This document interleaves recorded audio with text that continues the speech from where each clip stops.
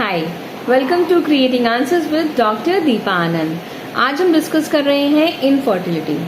Infertility means अगर कोई couple 1 साल तक ट्राई करने के बावजूद कंसीव नहीं कर पाता तो उसको हम इनफर्टिलिटी बोलते हैं।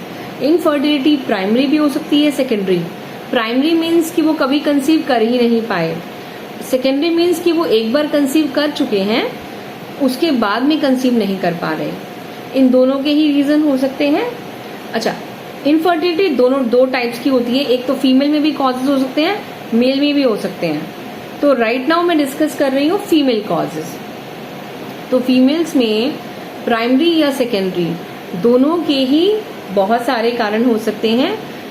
Number 1 ovulation causes, then tubal causes, then uterine causes, then other gynecological issues, and after that unknown causes. So first is ovulation causes.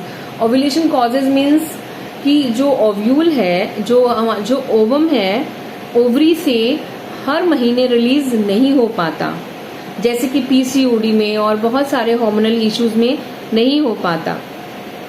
और उसके अलावा if the quality of ovum is not good तो भी infertility हो सकती है।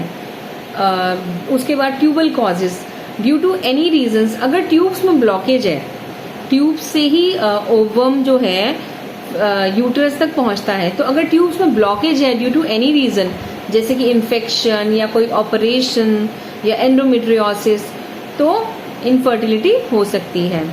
उसके बाद में यूटेराइन कॉजेज, या तो कोई कंजेनिटल डिफेक्ट होता है यूटरस में, या फाइब्रॉइड्स भी एक इनफर्टिलिटी का कारण हो जाता है। वो डायरेक्टली कॉज नहीं करता। अगर फाइब्रॉइड का साइज बहुत बड़ा होता है तो वो इनफर्टिलिटी कॉज कर सकता है, या फिर रिटार्डेड फीटल ग्रोथ, क्योंकि फाइब्रॉइड का साइज भी विद प्रेगनेंसी बढ़ सकता है। और इसके अलावा यूटरस में एंडोमेट्रियोसिस हो सकती है। ये है यूटेराइन कॉजेज। उसके अलावा अदर गायनेकोलॉजिकल प्रॉब्लम्स में एडिनोमायोसिस हो सकता है, endometriosis as I already said.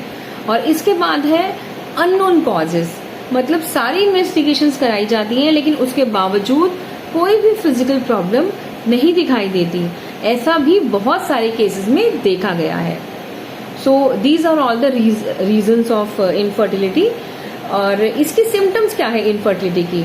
अधिकतर केसेस में कोई खास सिम्टम्स नहीं होती, एक्सेप्ट कि वो कंसीव नहीं कर पा रहे।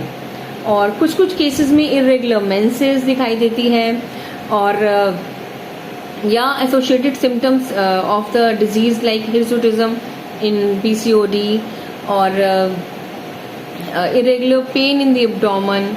These are all the symptoms of infertility. अब इन सब के कॉजेज में होम्योपैथी एक आंसर है। इन सब प्रॉब्लम्स में homeopathy can be of great help. तो अगर आपको इनमें से कोई भी तकलीफ है या आप कंसीव नहीं कर पा रहे, you must take the help of a homeopath. We can help both male and female cases. और देखा गया अगर हस्बैंड वाइफ को दोनों को साथ में ट्रीटमेंट दिया जाता है, कॉन्स्टिट्यूशनल ट्रीटमेंट दिया जाता है, तो बेटर रिजल्ट्स आते हैं।